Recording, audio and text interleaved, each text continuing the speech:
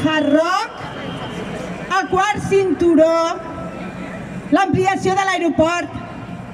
Això són les prioritats en la negociació dels pressupostos. Això són polítiques d'esquerra?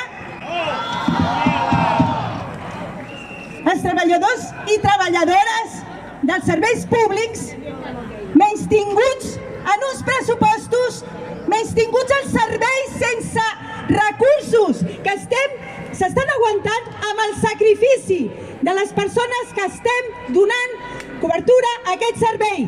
No ens tenen en compte per res, s'estan barallant per unes propostes que l'únic que fan és lucrar negocis privats. Si continuem així, els treballadors i treballadores del sector públic sortirem als carrers per combatre polítiques neoliberals, capitalistes i privatitzadores. Revertir les retallades o vaga, vaga, vaga! Revertir les retallades o vaga, vaga, vaga! Revertir les retallades o vaga, vaga, vaga! Revertir les retallades o vaga, vaga, vaga! Els treballadors i treballadores d'educació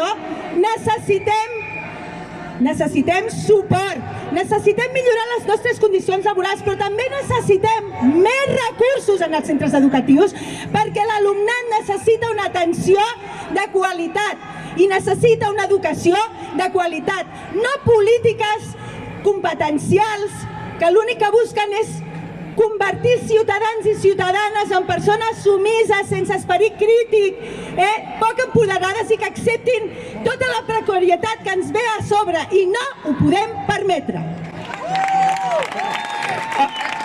Esquerra, si això dura! Us passarà factura! I Esquerra, si això dura, Us passarà factura! Pere Aragonès! Mantenir les retallades d'esquerres no és! Així que aquí estem.